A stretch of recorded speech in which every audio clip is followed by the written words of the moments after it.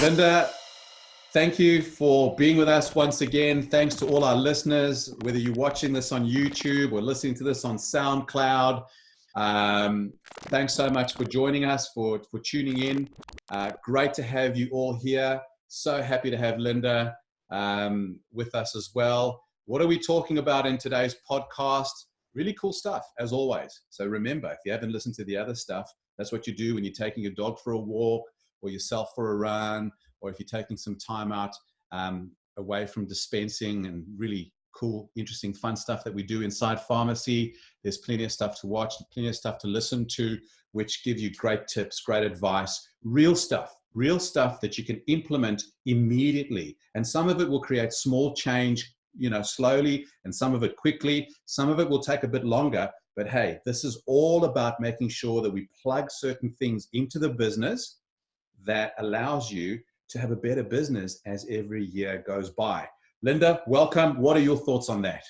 Well, I love the way you opened up, Alex. So, you always really frame things so beautifully. And really, you're right that what we're talking about is the long game. And, being able to set ourselves up because, this is actually, the beginning of a new decade. And I only thought about that the other day that, really, we've had 10 years go by. I don't know where they've gone, but, it really got me to thinking, which is why we're talking about this today. As John Lennon said, what is it? I'm not going to sing it for you because I've been having people tuning out in the millions. But, so it's Christmas. What have we done? Another year over and a new one about to begin anyway, if I can paraphrase. So, it is an opportune time to really talk about what the learnings have been. And, I've had quite a lot of conversations with clients about that. At this time of year, we do tend to reflect and say, what's happened in not only in the past year, but wait, what? It's a new decade. Like, what have we been doing, and what can we learn from what we've been doing? So, what's worked, what hasn't, what opportunities have perhaps you missed out on? Absolutely. It's interesting, you talk to some of the pharmacists right now, they're talking about how busy they are, they've got no time, getting ready for Christmas, and yet you can see so many issues in relation to the business that still need fixing. And, you've been doing this for such a long time, and you were telling me last week over the phone that, if they don't deal with the major issues in the business, they're doomed actually to repeating the whole thing again a whole year after. So this is one of the core things that I know you'd like to chat about today. So, talk to us a little bit about that. I'm sure our listeners and watchers are curious. What are the big issues at stake still? I guess, Alex, what it comes down to is what are the things that we've learned about in the last decade that are really important going forward for success. And it's become really obvious that there are three things in particular. Measuring results. You can't fix, as you often say, you can't fix what you're not measuring.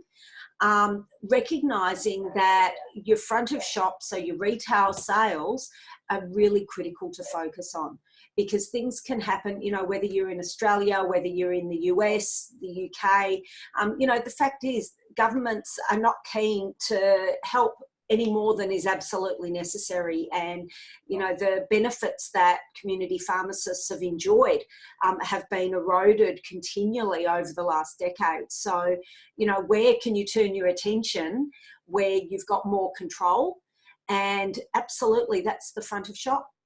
So, that's a big area to be looking at. The other thing is that there is a golden opportunity with the professional services.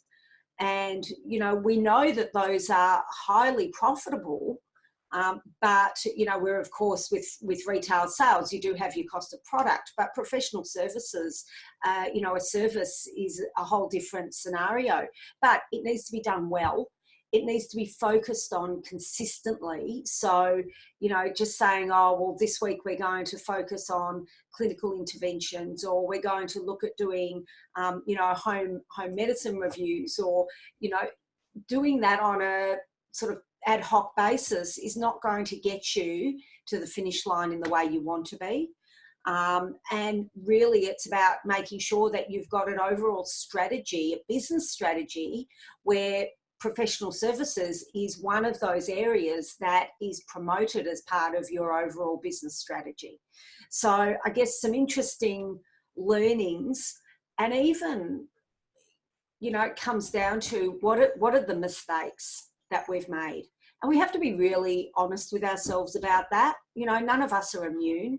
The market's constantly changing. So, of course, we're going to, and I've seen many of my clients trying different things, and it's exciting, and they can really, you know, some things have just ticked all the boxes and gone gangbusters, and other things have completely fizzled. And some of it, I guess, comes down to the mindset. You know, is it me or is it them? And that's something to think about and talk about as well. Some of the interesting things that, you know, you and I talk about a lot is that you can actually see a lot of the pharmacies are trying, right? These are intelligent people who want to make their lives better, their pharmacies better. So they do try to make adjustments to front of shop. They do try to do different things in terms of some of the services that they're offering.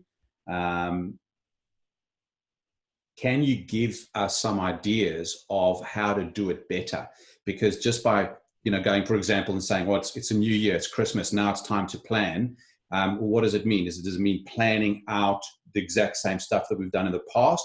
Or what can we do to actually learn? So what are some of the things that we can do to perhaps research what we can do better at front of shop sales? What are some of the things that we do in terms of the professional services that we offer? Should we just do all of the same and just ensure that we plan and execute it accordingly? Or before that, do we do some work prior to that to ensure that our work, our money, time, resources put towards that will yield increases in revenue and increases in profitability, as well as making sure that the team's ready, team's prepped. And perhaps, you know, when you talk about planning, you know, we talk about often that the team, making sure that the team is engaged, that the team is happy, they're pleased to be working there, because all of that governs a better experience for the end user, doesn't it? It really does. And I think one of the aspects, I think you're absolutely right, that when you look at the planning, you need to consider, are we going to do the same things? Well, we all know the definition of insanity is keep doing the same things and expect a different result. So depending on how happy you are with the result you've got will dictate what you put into your planning in terms of, you know, doing different things. So, you know, the first step is absolutely you've got to have clear objectives. So where do you want to be in a year's time, in 2 years' time, in 3 years' time? The more you can nut out that goal and be really clear, the greater an opportunity you have to get there, because it gives you that opportunity to communicate that to staff so they can get excited about it as well. It means that, you know, you can reverse engineer what you actually do. And the fact is, we're not going to get all of the planning 100% correct, because we're trying to hit a bit of a moving target too. And, you know, it really is about being structured in how we approach things. So the planning process itself is critical. Putting some strategies in place and then measuring them. And it seems that today's theme is very much around measuring and reflecting on the results when you've measured, which, you know, just keeps coming up. And, you know, you can create marketing strategies and sales strategies based on the goals and the objectives that you have. And it's great that you're taking action. You know, one of my favorite proverbs is a Japanese proverb, which is vision without action is a daydream, but action without vision is a nightmare. So you don't want everyone running around like their pants are on fire. At the same time, they do need to be taking action and measuring the outcome of that action and seeing, you know, ultimately, is it profitable? Is it successful?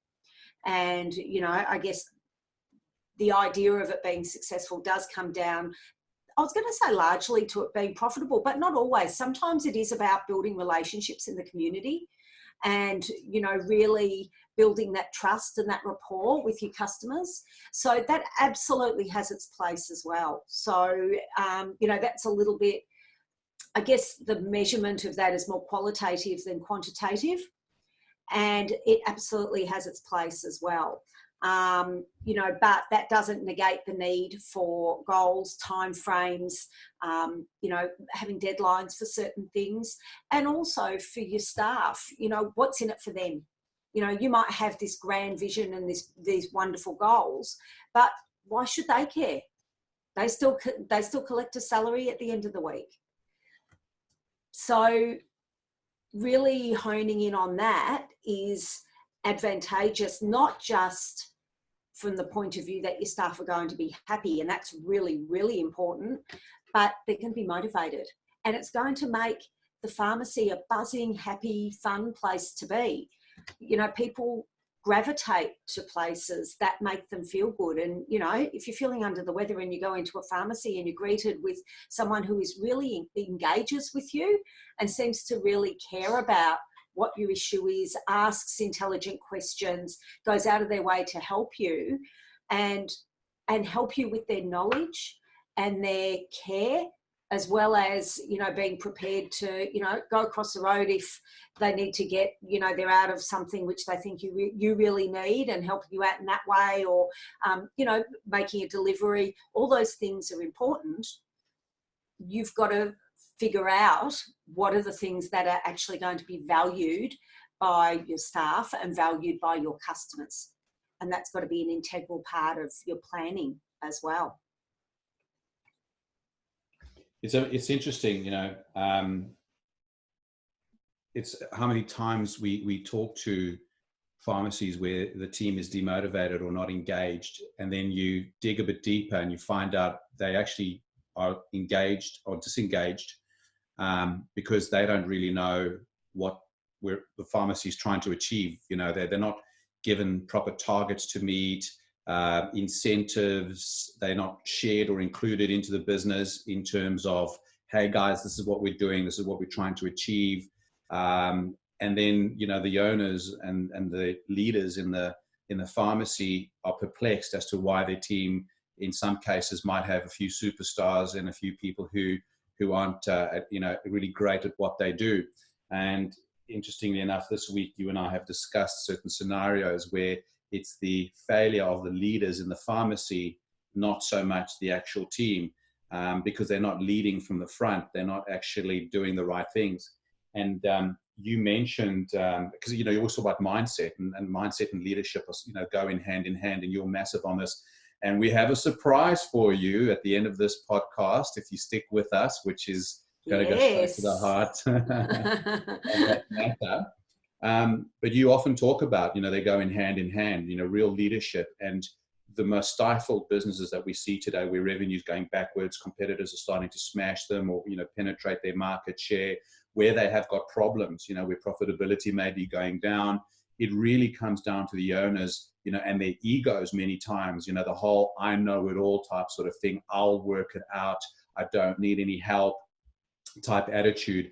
And unfortunately, those are a lot of the businesses that we see that are going backwards. And conversely, the pharmacies where the leaders lead from the front and they're always engaging their staff and their team, involving them in the planning, sharing with them the ideas and the facts and the figures and the numbers, and everyone's working together to get to a better result. It just makes for a much happier place.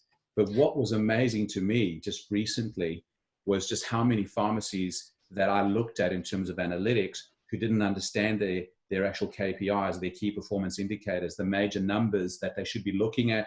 And some of them look at certain numbers, you know, they think it's financials, and others look at certain facts and figures in relation to number of scripts and, you know, number of sales in certain areas. But it's amazing to me how little they actually understand so many of the key components and the key numbers that you often talk about, which does lead to them being unable to come outside of the box that they're in at the moment to think about planning for new ideas. Do you know what I mean? Yes, it's interesting that you should say that. You know, there's a lot in what you just said, Alex, in terms of the leadership mindset is critical. Engaging your people comes in two ways. Certainly by measuring, KPIs and making sure people know what they're aiming for, but also why. Everyone needs a sense of purpose. Why are we doing this? And that's the secret sauce, I guess, which makes all the difference in the pharmacy to building a customer base that are really loyal. Because if your staff are really loyal and they know why they're doing what they're doing and it's personally meaningful, then that just permeates.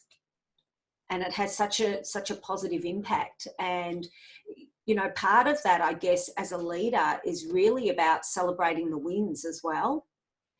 Because people need a target to aim for, but they also need to know that they've hit the target and they feel some sense of achievement, whether there's some kind of tangible reward or just, the boss saying, thanks. I really appreciate the effort that you put in. And, giving them a this pat is on the back, some recognition. Absolutely.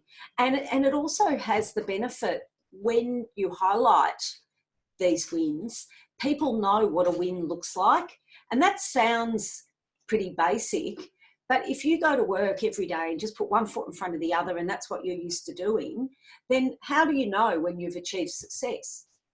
If someone actually acknowledges that you've done well in something, then you've got a frame of reference for success in terms of, if I do this thing, that's considered to be a really good thing. So that's big 2 thumbs up for that. But also, it's worth striving to achieve these goals, because I feel amazing when the boss says thanks, or, the pharmacy owner shouts us a morning tea, or takes us out for a dinner, or, something just to acknowledge the effort that's been put in and talks about the effort that's been put in. 100%.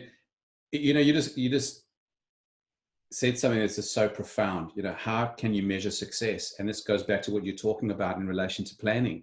You need to plan what success looks like. Is it a specific increase in revenue? Is it an increase in profitability? Is it the fact that you spend less hours on the floor from the time that you planned this out 90 days ago or 60 days ago or whatever the case was? Is it the fact that you can now afford to bring on board 1 or 2 more people to help you out in the pharmacy? Is it the fact that the systems are working a little bit better now, so when you're not there, they don't break down as often or as big, if that's the case? Or is it a little bit of all those things? And like you said before, it's different for every pharmacy, depending on where the pharmacy is, how many partners, directors, all those other particular components that need to be factored into play. But it's so important. How do you measure success, and therefore how do you celebrate the wins? I love it. It's just super. So give us some super easy tips. I know you sent me an email before and said, Alex, I've got some super easy sales tips for the guys and girls out there to be able to implement. What are those? I'm sure they'd love to know. Okay. There's some basic tips that I tend to share with clients pretty early on in the coaching process, and it's really a case of small hinges swinging big doors. And so these are gold, these ones, and these are the ones that you use every day and teach your staff to use every day. And the first one, active listening, it's so simple, but it's not something that's taught as an actual technique. And as a psychologist, I've actually come across the correct way to actively listen. And really it involves picking up on, focusing on what the other person is saying. And they know that you're focusing because you use that time while you're listening to them to pick up on some of their key words or concepts. And you use those in your response. So people will notice. You and I do this intuitively all the time. It's just second nature. You what?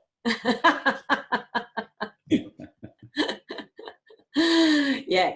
So that's when you know you've got a shorthand with somebody. when you know that they're listening, and all you do is you pick up on a couple of those keywords and use them in your response, and then people unconsciously know that you've been listening, and it forces you to actually listen because you're looking for those keywords. So you can't help but hear what they're saying. I love the keyword thing. You know, the way I taught myself this many years ago, it was simple. I just always said, listen with an intent to understand.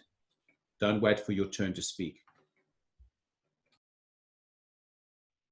You know, which agree. kind of works for me. Yeah, absolutely. The keywords is golden because what it actually says is that, and a lot of times we don't think to repeat it back to people because we've gone in our minds, hey, they've understood, and I've understood what they've said. It's okay, so I'll just answer the question and move forward. But what you're saying is take the time to pause and reiterate back to them some of the things that they've said, because it shows that understanding and it gets a better level of engagement. Is that where you're coming from? Yes. So the understanding and the mutual understanding comes about not because someone's paraphrasing what the other person's been saying, or, you know, also what you mean is, and then just quoting them. It really is just a couple of the key words, and it works beautifully. You can use that with your staff. You can use that with your customers. Dare I say it, try this at home. You can use it with your family. Oh, look out. You know, when they say don't try this at home, it's actually the opposite with this. Try this at home. Yeah, there you go, everyone. So all of a sudden your relationships are going to get up into a completely different level. Absolutely. And you know what? You can practice on your family. Yeah, I love it. I love it. We're talking about active listening. Important. That was number one. What is number two? Another one, and in no particular order, is an important sales technique. And there's a lot of marketing research that shows that you offer people not enough, variety, and they're less likely to make a purchase, or you provide them with too many options and they walk away confused. So you've got to find that sweet spot. Sometimes it is just, do you want this or that? And that can work really well. But if it's more of a discretionary product, then, so, you know, typically with, do you want this or that? Then it's often, do you want, if you're getting a script, for example, do you want the branded item or do you want the generic? Because it's cheaper. And then people make a decision. So they're going to buy one or the other. But where it's more of a discretionary spend, it's quite useful to offer them 3 options. Now, depending, obviously, you're not going to have 3 different brands of the same thing always, but where you do, have a think about that, you know, particularly if it's an item that you want to promote. And ideally, and this is a strategy that you would use in your buying, actually, once you know who your ideal customer is and what their real wants and needs are, there might be 2 or 3 products that you know that they would really like. If you could offer them 3 options, you know, slightly different in different ways, and the middle priced option is always I shouldn't say always, most often the one that people will go for. So that's the one you want to make sure you've got your best GP on. So there is a little bit, you know, this isn't something you can just go in and do tomorrow, but you certainly could with a couple of different items, but it becomes a strategy in itself. Something you can do tomorrow. So this is a simple one. And the third one that I would suggest is teach your staff to identify and talk about the benefits of a product rather than the feature. So the feature might be, you know, if it's, let's say, a bottle of essential oil, the feature might be that it's organic. Okay, that's nice. So what? But if you say to somebody, look, this particular brand of essential oil is particularly good, we do recommend it because it has been proven to, you know, clear up that skin condition much better than any other essential oil because of the fact that it's organic, so there's no nasties in it. See the difference? Oh, absolutely. I mean, you know, every time you talk, my head sort of lights up with a lot of things. And I did a ghost Ghost Buy just literally a few days ago, Yeah. and ended up talking. I was actually the sales assistant, pharmacy assistant, moved me to the pharmacist because she couldn't answer the questions. Oh, yeah, that gives me the shivers. well, I mean, it's cool. Sometimes people are new. Unfortunately, I know that she's been there for a while. So I was actually just gonna say one of the best things that I think a great pharmacy does is has a high engagement with its pharmaceutical representatives, because, and not just them, but, the people who actually bring in the products, because if they can spend one-on-one time training, going through the materials, they can be a lot more engaging in those particular conversations. And I absolutely love what you said, because the pharmacist gave me, 2 or 3 options in terms of some of the supplements that I was looking for, and they all varied in pricing, but they didn't just talk about the price at all. They actually talked about the potency of the different ones. And then he took one of them away and said, because you take this one, you wouldn't need this one. So he saved me money. And I thought I saw value, and his trust went right up. So then when he made a recommendation of something else as well that was going to be great for me, I just accepted it. Incidentally, I didn't go for the middle of the range. Funnily enough, I went for the more expensive. And this is what most people always forget, because of what you said. I was clearly shown the benefits of those, because they talked about safety, they talked about efficiency, or efficacy, as we do in our industry, the potency of it, the fact that I wouldn't need to take as many, and all those other components. And in my mind, right or wrong, it made a heck of a lot of sense. I really thought, that I was getting great advice, and I bought it. Now, that's not always going to be the case, because everyone has different, cash flow issues at certain times, or whatever the case is. But that particularly good advice never, ever goes away. It's always remembered. Even if they don't walk away with that product, what they will walk away is with the knowing that that particular pharmacy assistant or pharmacist really cares. They're knowledgeable. So if I need to go back and get knowledge again, that's where I can go back to. I'll be given the right advice. I'll be given the right information. And then I'll be given the options of what to buy. These days it's so common for me to hear when I do my ghost buys, would you like the generic, or would you like the other product that the doctors put on the prescription? Or this is the one that we have with our branding on it. This is our, it doesn't mean anything to me. And when people just show you a price, well, then the price is the price. You can't make comparisons. So I really love what you said about talking about, well, giving people an explanation of the feature, but then spending the time being engaging, talking about the benefits to them. And I think that's such an important lesson to learn. And people do go into this automaton mode when they start work, and they forget that instead of just trying to sort of, watch the time and watch the clock turning and just trying to get your tasks managed out for the course of the day, remember that in between that, you've actually got real people coming in, and they're looking for solutions. And you can choose to position yourself as a provider of information and knowledge, or just somebody who actually dispenses and just helps them pay for something that they've pulled off a shelf. Love what you said. Yeah, that's the way that you expanded on that, Alex, I think is so important. Building that trust factor that you talked about, it does mean that if you offer them 3 options, they could well go for the most expensive option.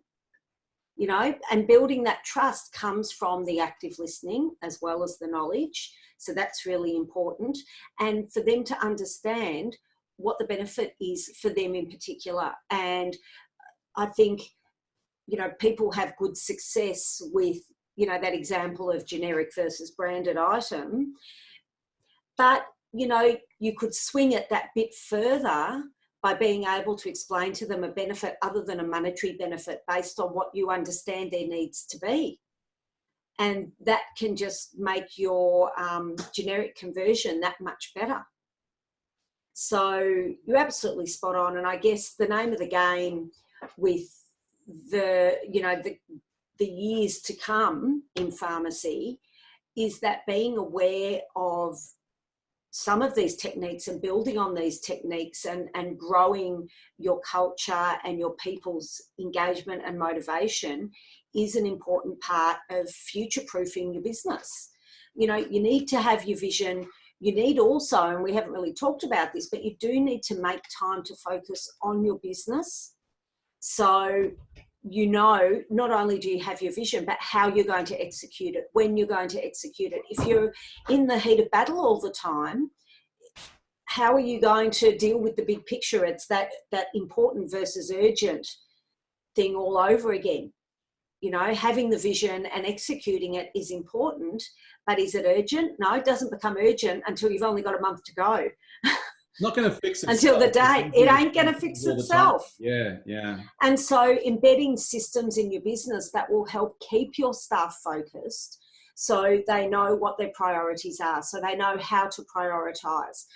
So you can delegate, or they can delegate, who is actually going to take the actions. Because as the business owner, you don't need to be doing all of this yourself.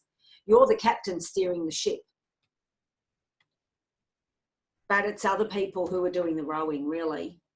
Am I mixing my metaphors there? No, look, I love it. It makes complete sense to me, and I'm sure it makes perfect sense to all the listeners and watchers out there, because that is usually the biggest problem, is that everyone's so focused on doing what they have to do that the bigger picture gets missed out. And that's where you said the small hinges swing big doors, and you talked about systems. So those already who have great systems in the pharmacy know that they have more time for themselves to work on the business. The others know that they can't because they never have the time. And as we always say, if you don't invest the time, you'll never have the time.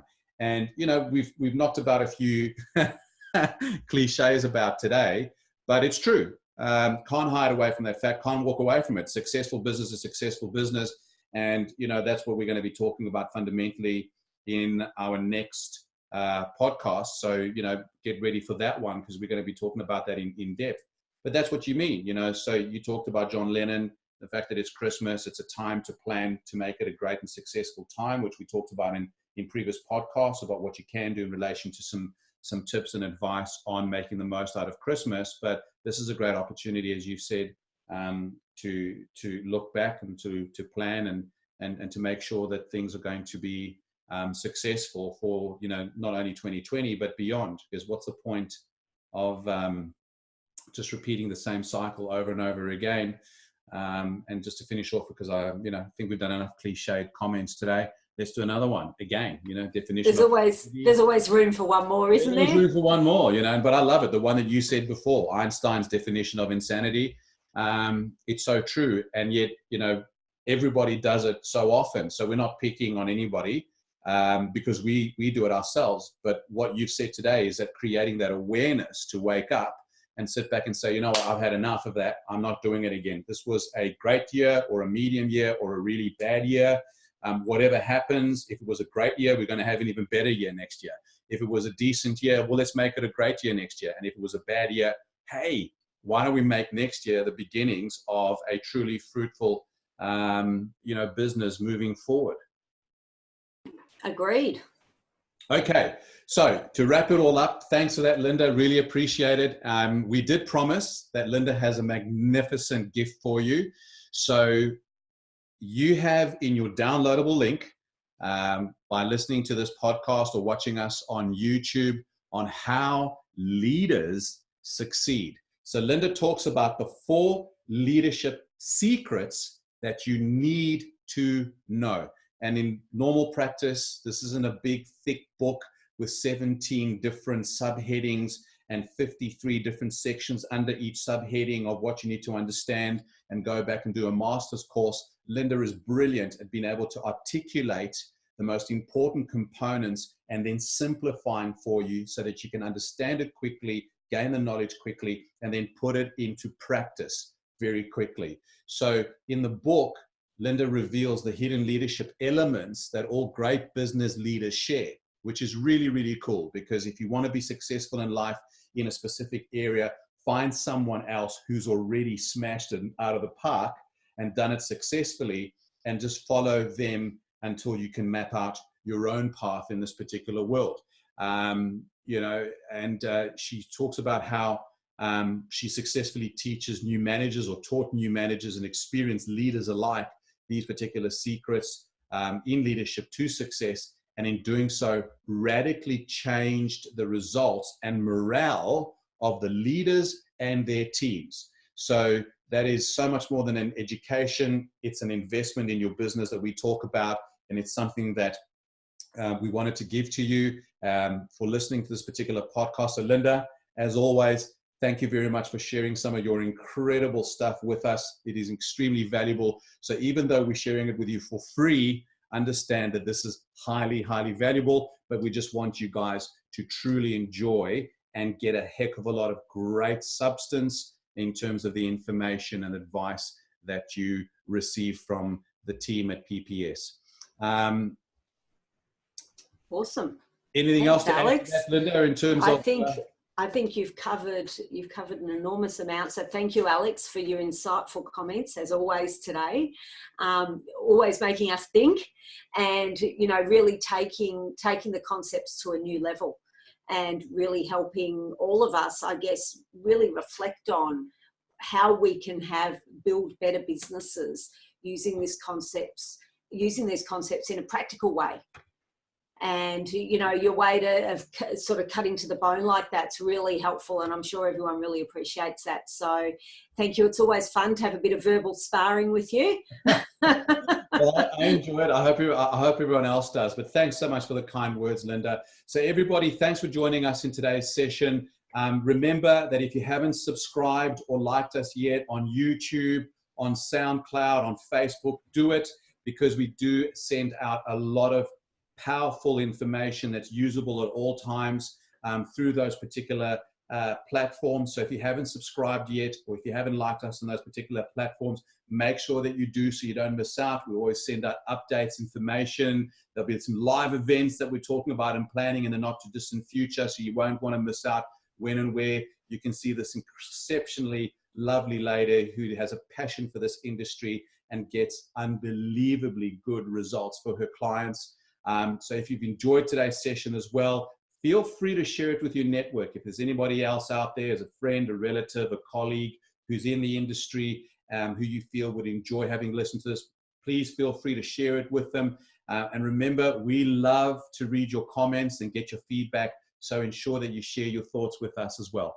Thanks, everybody, guys. Looking forward to seeing you on the next podcast, which is the golden opportunity for 2020 and we can say beyond, but it is really the focus of right now, making sure that we have a golden opportunity for 2020.